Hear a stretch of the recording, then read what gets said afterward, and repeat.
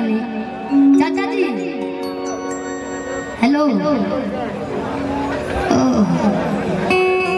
यहाँ का बुझाता है बुलेट पर से गिर गई। नहीं देखिए, बुलेट चलाते चलाते उनको ज्यादा प्यास लगे, पहले पानी पियेंगे उसके बाद से डांस करेंगे। बुलेट चलाओ सही तो बड़ा।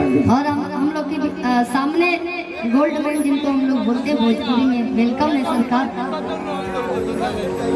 जीजा जी जानते हैं पहले के जमाना में चाहे अब भी मेहरारू के छोड़ के लोग साली के बड़ा ख्याल रखेला, चाहे मान जान करेला। सब लोग बाबाई के बोल देला के मने में रख लेला जेकर जेकर साली होगी।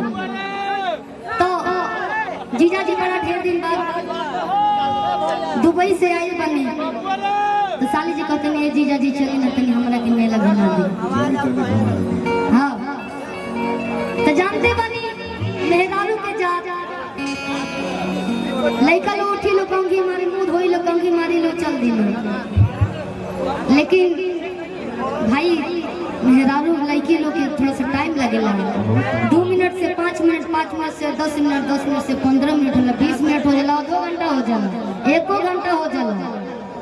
तो देखा देखा जीजा जी कहत नहीं का हो कि जाता रुमाई के दर्शन तो तारे कि कहां कला बलू है तना सवारे। साली जी कहत रवा वही जमाना में बने, जमाना दूसरा आ गई।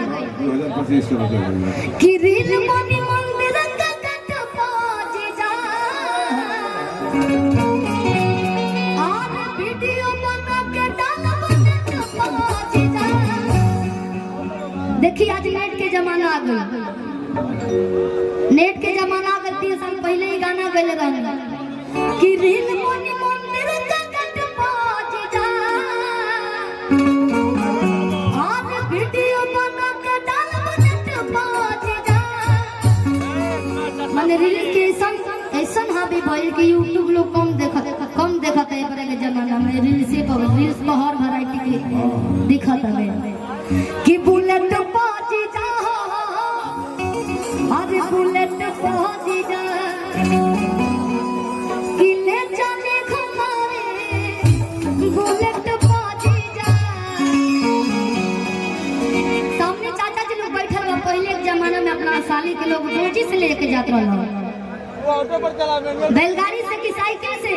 साइकिल से चाचा जी लोगों से हाथ उठाई, साइकिल से लेके बन कि अपना साली के दर्शन करा मेला घुमावे।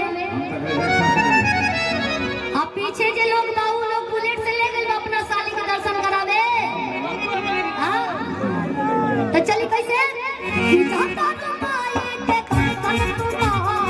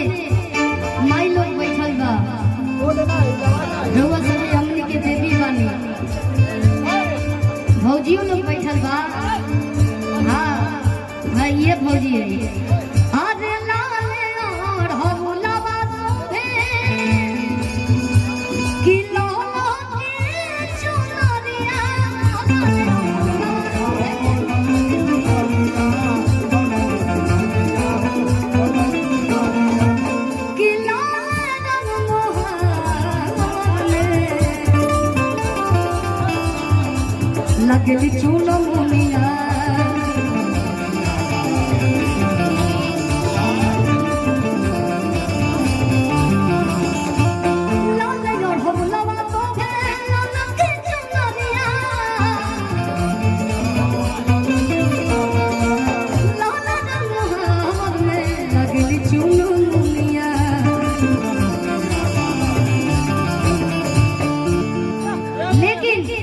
जब माई के दरबार में इतना जमावड़ा लाग जाला था कि वो शांति से बैठे जाला। हाँ जे माई के हाथी भक्त होला, जे माई से ज्यादा प्यार करेला ओकर हाथ रुकबे ना करेला। आज जे ढेर होई तो ओकर गोड़ो ना रुकी, हाथ गोड़ दोनों ना रुकी, दोनों चलते रहे। माई के दरबार में सब लोग हाजिर बा, दोनों हाथ उठाई भैया हाथ झूम